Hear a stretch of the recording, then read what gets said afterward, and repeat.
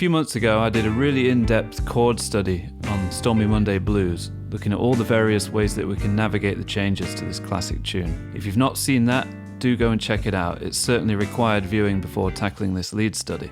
Now, we're going to cover a lot of ground in this lead study. It's going to be a very deep lesson, and I would highly recommend getting hold of the lesson materials for it. You'll receive the full transcription of my opening solo from this video, and that will be in tab and notation, in PDF and Guitar Pro formats, also with my original audio embedded and synchronized into the Guitar Pro file.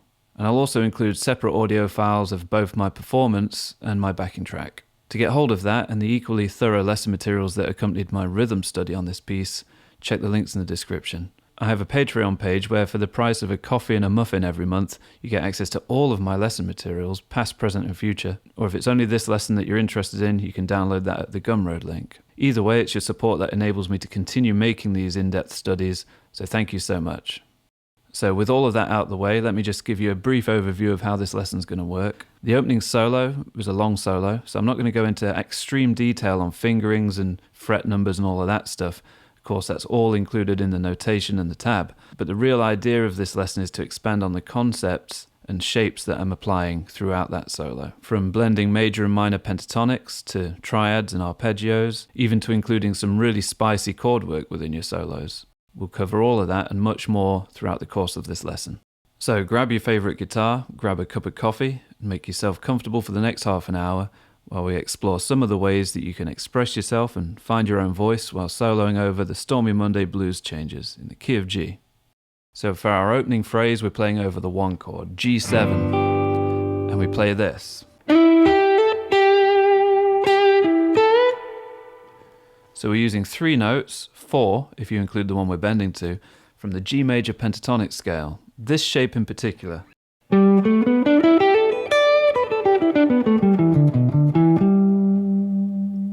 Which I'm sure you're aware is the same thing as E minor pentatonic. So if you're familiar with shape 4 of your E minor pentatonic scale, we're now reframing that as a shape for the G major pentatonic scale. And I'm thinking more in terms of caged, in which case I'm thinking of my G chord with a C shape, and I've organized the scale within that shape. Now we're honing in on these 3 notes, very commonly used in the blues, sometimes referred to as the blues triangle. And if we think about those 3 intervals and what they represent against the G chord, you've got the 6th, the root, and the 2nd.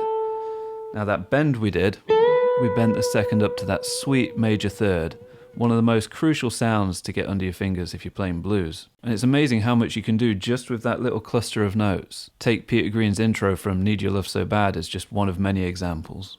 So do practice getting a really solid command over using just that small group of notes. Chuck my backing track on and see just how much you can squeeze out of those notes. Mess around with your phrasing, use interesting timing, use some bends, use some slides, hammer-ons, pull-offs. The options are endless.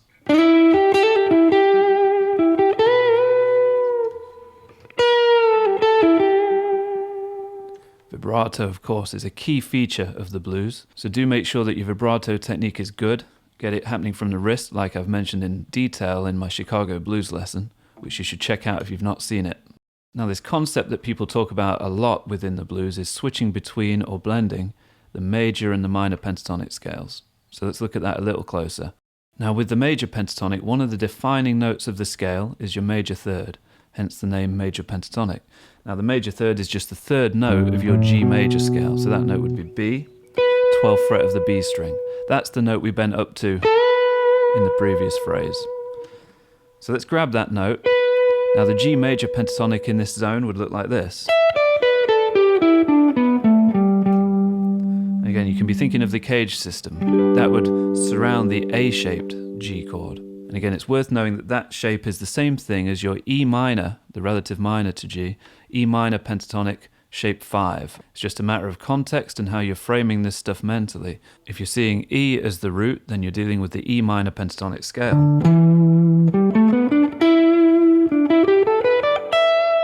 But if you're seeing G as the root, now you're dealing with the G major pentatonic scale. Okay, so what about the defining note of the G minor pentatonic? As you might have guessed, that's going to be the minor 3rd. So that's a flattened 3rd. So we take that B note and we flatten it to B flat. Now you've got the minor third. Here's the G minor pentatonic shape that lives around that note. Shape 4, as some people would call it. Again, to me, I'm really thinking about which chord shape that would surround. This G minor chord in this case, the A minor type of shape. Of course, with the minor pentatonic, you can always turn it into the blues scale by adding one extra note, the flattened fifth.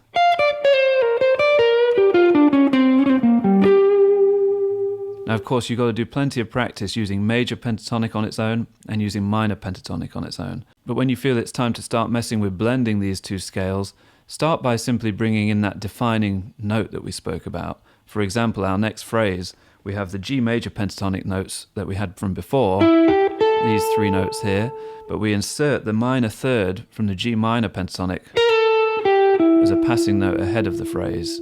It adds a little bit of dirt to the sound when we do that. And then we go back to the minor pentatonic again, grabbing that minor third and bending it to the next note of that minor pentatonic, so the C note. So now you've got two notes from your minor pentatonic, and then back to the major pentatonic. It's a beautiful contrast.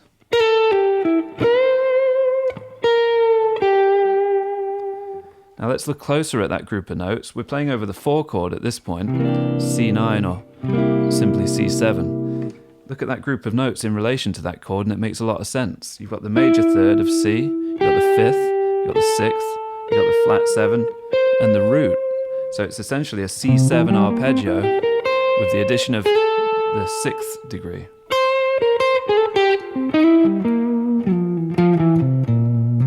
I mean, look at the G minor pentatonic scale and reference it against your C7 chord, and it seems almost more suited to the C7 than it does to the G7, which is where that concept comes from that a lot of people mention, where they think about using the major pentatonic on the 1 and the minor pentatonic on the 4. Now, I wouldn't generalize it quite as broadly as that because there's a lot of nuance to it and how you blend the things, but it's certainly a good place to begin your journey of switching from major to minor pentatonics. Now, a final word for now on blending the major and minor pentatonics is that when you think about it, blending the two things together gives you the perfect group of notes for the 1 chord. The major pentatonic is giving you the 1, the 3, and the 5, which is a huge part of the foundation of that G7 chord. It's the triad it sits on after all. Whereas the minor pentatonic gives you that all-important flat 7 that is such a huge part of the character of the G7 chord. So you can really see that when you blend the two scales, you're hitting all of the sweet spots that make this chord sound the way it does.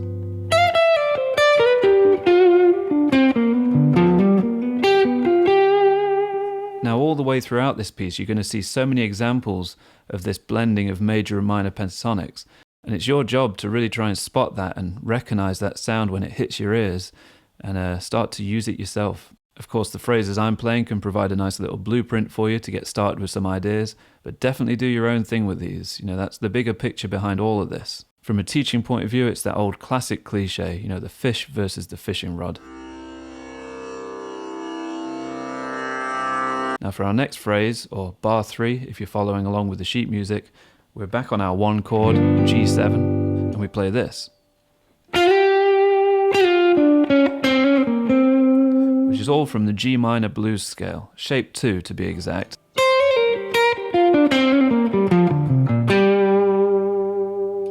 And if you're following along with the tab sheet or following the changes from the rhythm study, you'll see that this is all happening over this beautiful moment where we shift the G7 up a semitone to G sharp 7. And look at what happens with this phrase. We hang out on the major third of that G sharp 7. Sounds great. And then we're back to the G7 courtesy of this phrase, which is a blend of minor and major pentatonics again, but with a real beeline towards the important chord tones of your G7 chord. Remember, one of the other things you get from the minor pentatonic is that minor third, which is a great passing note to get into your major third from, whether that's through sliding, hammering on, or bending. You also get the 4th degree, which is another good way of enclosing that major third from above. Or using both. Next we're heading to the 4 chord for 2 bars, so we're thinking C7 or C9 or whatever C dominant chord that you want, and we play this.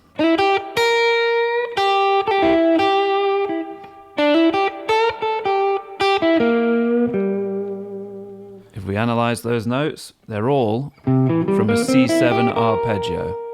Simple as that. Match the arpeggio to the chord. And again, notice that a lot of those notes from the C7 arpeggio are also found within your G minor blues scale.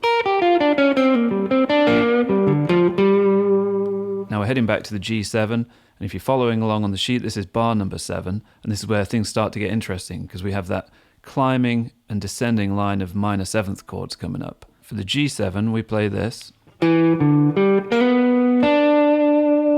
which is major pentatonic for the most part. You've got the 6th, which is a really nice interval within that scale to try and target on the 1 chord. To me, that 6th always gives it a real swingy, boppy feel when you lean into it.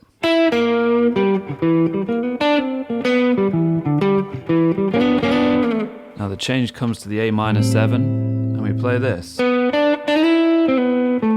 focusing heavily on notes of an A minor triad, with this very simple concept that I speak about no end in pretty much every single video of mine: a 1, 2, 3, or flat 3 in this case, 5 arpeggio, which is as simple as knowing where your triad is and then adding the 2 as a passing note before the 3. Of course, we're doing it in reverse this time. And then the B minor 7 comes along, and all I'm thinking about is moving that A minor triad a whole tone higher. Very simple. And then a little bit of decoration. And then thinking about moving that triad a semitone down for the next chord, the B flat minor. And then we play,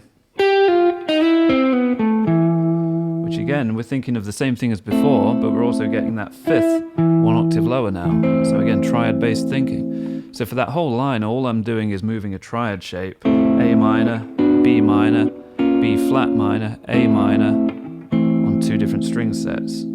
And when I'm fishing around for this sort of stuff, I'm just using my ears to find what's available locally.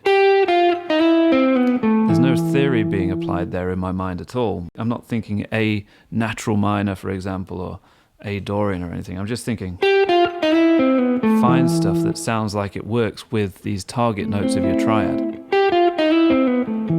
Now, just quickly to point something out that you'll already be really comfortable with if you've followed my rhythm study on this piece. At this point, we can be thinking A minor 7 or D9 sus, or C over D, you might call that. And we can treat them the same way, essentially. In this case, I'm just thinking A minor 7. Even if my rhythm player chooses to play D9, or D9 sus, I can still think A minor 7 over the top of that, which explains this group of notes, where I'm thinking A minor 9 now, using just a simple E minor triad to access those upper extensions of an A minor 9. You know, we're getting the 9, the flat 7, and the 5th here. This is something Wes Montgomery used to use a lot, this idea of A minor in this case, and using the triad based off the 5th of that chord. So you're thinking, okay, A minor, the triad off the 5th of that chord would be E minor. And it gives you that beautiful minor 9 tonality. And then the beautiful chord that comes up in bar 10, E flat major 6th. And again, it's mostly triad-based thinking for me here. I'm thinking E flat major triad here. I know that a semitone below the root, I have my major 7th. So I start on that note and then do this little triplet thing, adding the 6th in along the way to the major 7th again. So really, I guess you could think of it as like an E flat major 7 arpeggio with the 6th along the way to the 7. Or just simply think E flat major triad with some decoration, and then G minor blues scale, which works really well over that E flat chord, because look at what you've got. These 2 notes from your blues scale would represent the 5th and the major 3rd of E flat. Again, triad-based thinking. And then to resolve things back to the G7 that comes up next, we go back to the group of notes we turned to for our first phrase and play this. So G major pentatonic. Now over the first part of the turnaround here, where we have a G7 to the 4 chord, back to the G7, before going to the D augmented, we play a very typical, almost Stevie Ray Vaughan flavoured kind of blues idea.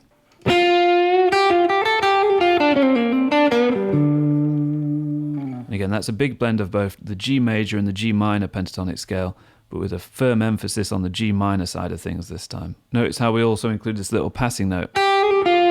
This is very Stevie Ray Vaughan or Clapton flavoured. And it's not a note that's in either of the scales, it's just a cool sounding note to add a bit of spice. We also added the flattened fifth, and then turned to some triad based thinking again. Now over the 5 chord, the D augmented, we play one of my favourite licks, and I use this probably too often, thinking of a D augmented triad. And then coming down this group of notes that, if we want to get fancy, we can be thinking of altered chords, sharp 9, flat 9, back to the D7, resolving to G, the 1 chord. Now we're into our second pass through the 12-bar progression, and this is what on the sheet I've labelled the B section. Back to our major pentatonic group of shapes for the 1 chord, just like the first phrase of the solo. With a real lazy pre-bend on this 10th fret. Don't even make it halfway, just get somewhere like 3/4-ish. And then we're adding another note from the G major pentatonic, B.B. King style.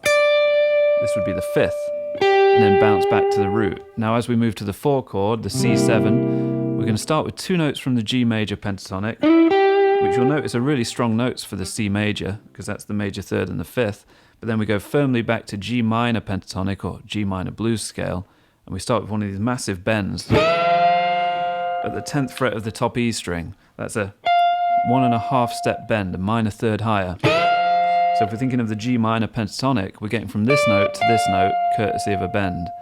If you can add a bit of dirt and grit to the bend by catching the 2nd string along the way, and maybe even raking down through muted strings to hit it, that adds some real tension to the sound, some good expressive dynamic playing, which we follow up with this group of notes,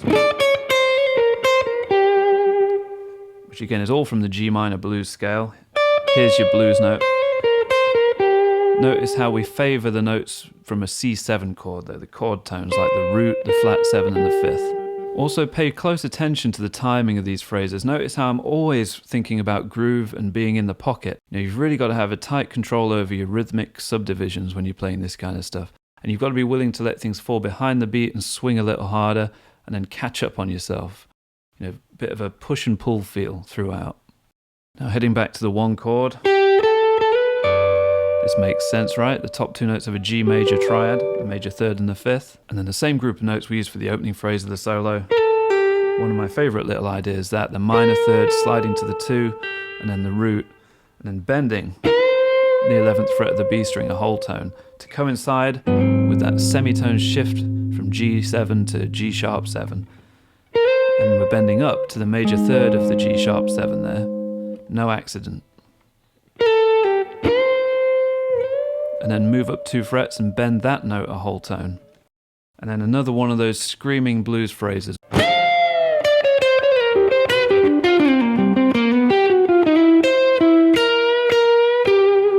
We're using the G minor pentatonic scale, just bending from one note to the next.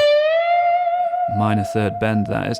And then walking down the G blues scale into the next shape down. Getting the major 3rd involved here and there. Some chromaticism down to the flat 7 before resolving to the major 3rd of C, right on beat 1 of the arrival of that chord. Then again, that Clapton sort of group of notes. Notice how often I'm using trills on that kind of stuff, almost subconsciously going for that Clapton vibe there.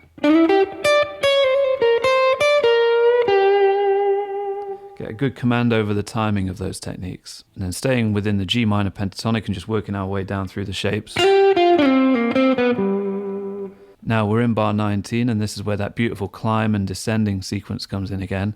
So just like before, we're going to visualize a couple of triads here, G major, A minor, and I'm thinking minor 3rd to major 3rd, and then the 5th, and then this note here, the minor 3rd from the A minor triad, lands right on that chord's arrival. This time I'm also thinking of adding the flat 7, so you could have your A minor 7 arpeggio mapped out. You can also find this flat 7 on the G string, 3rd fret of course. Get used to playing things anywhere you can possibly find it. So with that group of notes in mind, all A minor 7 there, and then chromatic. All I'm doing there is I'm playing a game of survival. I'm trying to keep up with the changes. A minor 7, now B minor 7. And I'm visualizing my B-7 arpeggio there. And I'm just moving chromatically to tie the two things together. Very simple, and it's the sort of stuff that you really need your arpeggios and triads comfortably mapped out in order to be able to do on the fly. Continuing down the B-7 arpeggio, or just a simple B minor triad if you'd prefer to see it that way, and then the chord drops a semitone to the B flat minor 7, and again it's a game of survival, trying to find a note that's relevant to that chord as soon as it lands, and that's from your B flat minor triad here. And then we get a little bit jazzy, a little bit of a Django-y kind of inflection. This is an A minor type of thing that I'm thinking about here. I'm visualizing just simply A minor triad with the addition of the 2, 1, 2, flat, 3, 5, again like I always talk about. This time I'm also enclosing that minor third from above and walking chromatically to it. Very simple way of making something sound super jazzy. Now, unlike last time where we were still thinking A-7 although we were playing over a D9 sus, this time in my backing track, just to keep things interesting, I actually did play A-7 here, so it makes total sense that again we'd think A-7. Check this out. That same group of notes we started the song with, but in a whole new context. If you're thinking A-7, this is all from your chord, right? The 5th, the flat 7 and the root. Very simple. Now here comes the E flat major 6 chord again, and we play this. A beautiful group of notes over this chord. Some people might be thinking of this as like a Lydian sound, although I'm not thinking modally at all. I'm just thinking of various intervals that sound great over an E flat major chord. The 5th, but I'm sliding into it from the sharp 4 and then back, hence the kind of Lydian tonality, I guess. And then root, major 7, 5th, 6th. For me, it's always about intervals as opposed to kind of full scales. Then to ground things back in the blues, we play. And I think that's another really important thing about soloing over changes like this. It's a matter of taste, of course, but for me, I'm always trying to sort of keep a balance going between the sort of gritty rawness of the blues stuff that's a bit more dirty and direct sounding, but then the sophisticated sort of flowery stuff that we're doing over those minor 7ths and the like. But trying to keep that balance just right so we're never too far away from the mud. Now we're in bars 23 and 24 of the sheet music, so this would be the turnaround of our second pass through the blues. And we play this, which again is all that major pentatonic stuff, and then we switch to the bridge pickup, move to the minor pentatonic, and sort of start to channel our inner Mike Bloomfield or Jimmy Page. And to keep true to that vibe and that tone, we simplify here, we just go back to G minor pentatonic.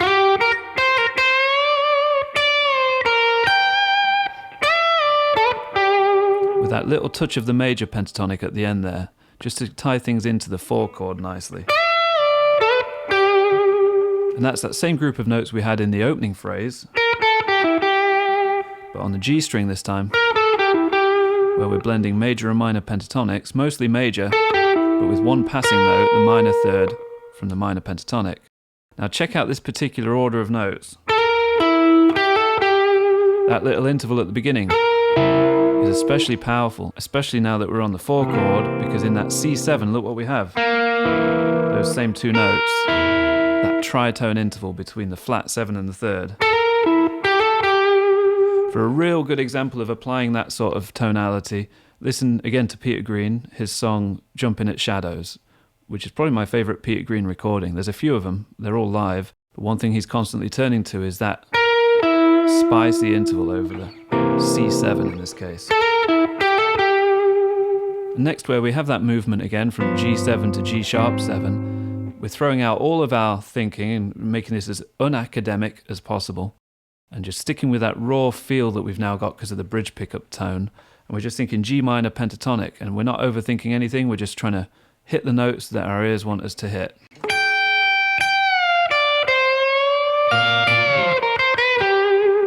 And then we're thinking about setting up the C7 chord, so we go to the G major pentatonic to kind of imply the G7 sound in a bit of a stronger way.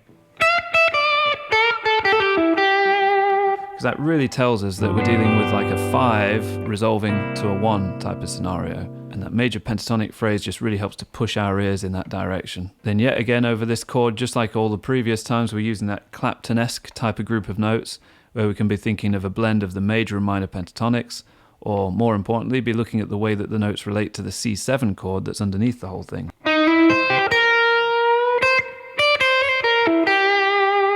And then a run that takes us down towards the G7 chord again, and this run is mostly made up of the G minor blues scale, but with a little twist near the end of it that I'm sure you'll hear, where it takes a lean towards the major pentatonic sound. That's that sixth again. One of the defining notes of the major pentatonic, where the minor would have had the flat 7, we have the sixth. Now we're thinking G major triad. And then A minor comes along. And this is where we start to get a little spicy with some chordal interjections, kind of a little jazzy, a little Bill Frisell-ish, but really it's very simple. Again, I'm just thinking of triads. I'm thinking of that run again from G to A minor to B minor to B flat minor, back to A minor. Except on the A minor, I'm lifting the root note up a whole tone to get this sort of clash and tension of the 2 against the minor third. Those two notes being a semitone apart gives you that clash that I often speak about in the rebo studies. Then return to the root note to kind of undo the tension. And just get used to running that along through the changes. Be thinking A minor, B minor, B flat minor, A minor. Look at other ways of doing it. Again, think of the intervals you're looking for. The 2 and the flat 3. Remember that the 2 is the same thing as a 9, if that helps. There it is again, right? The flat 3, but this time the 2, or the 9, is an octave higher. Return it to the root. I'm using a mixture of those two things here and creating a bit of a call and response type of motif.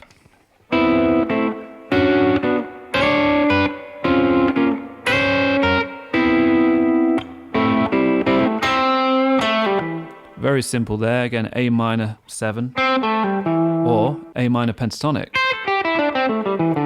which contains a full A minor 7 arpeggio. So that's a good group of notes to use over that chord. Now in bar 34, again this is where before we'd have had E flat major 6th. This time I've gone for something a little different in the backing. Again, check out my rhythm study video on this if you want to understand why and how these things are substitutable. We play C minor 7, Allman Brothers style.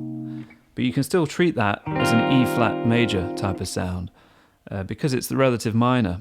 So when you come to playing over this C minor 7 chord, of course you can acknowledge it directly and think C minor 7 or C minor 9. Or do what I'm doing here and just think E flat major pentatonic, which is as simple as grabbing the major pentatonic off the minor third of your chord. If you want to relate it to a position, here's your C root, back 2 frets on the next string down, begin the major pentatonic run. Very common way to organize that scale, a horizontal shape. Liberal use of hammer-ons along the way. Now, if you think about the kinds of extensions that we're getting when we use that group of notes over a C minor 7 chord, we're getting some really beautiful stuff. You're getting all of the notes of a C minor 7 arpeggio, the root, the flat 3, the 5 and the flat 7, but we're also getting beautiful things like the 11, which is a great sound, right? The minor 11 sort of tonality. It's a really good way of attacking that chord without too much effort if you know your major pentatonics already. Now finally we're into the last 2 bars of the whole study, so this is the final turnaround. So this is on the 3rd time through the 12 bar. On the sheet music this is bars 35 and 36. And again, check it out, that familiar blend of minor and major scales. Mostly minor blues scale, but with that little tweak, that addition of the 6th from the G major pentatonic, which keeps things interesting. Then we play a bit of a blues cliche, but for good reason. It sounds so cool. G major, hammering on from minor to major 3rd, and then the triad notes, flat 7 sliding to root, up the G minor blues scale. Then a little tricky thing here, this is G minor pentatonic or G minor blues scale to be exact, adding the blues note along the way. We're doing a little pull off twice, and then the minor third of the scale, which happens to coincide with D augmented. And check out that note. That is the sharpened fifth. That's the flavorful note of the D augmented chord. So attacking that particular note of your G minor pentatonic on the 5 chord sounds especially fruity. And we finish with something from the G major pentatonic. Root, little pre-bend at the 14th fret of the G string, and then the root again. Kind of country sounding.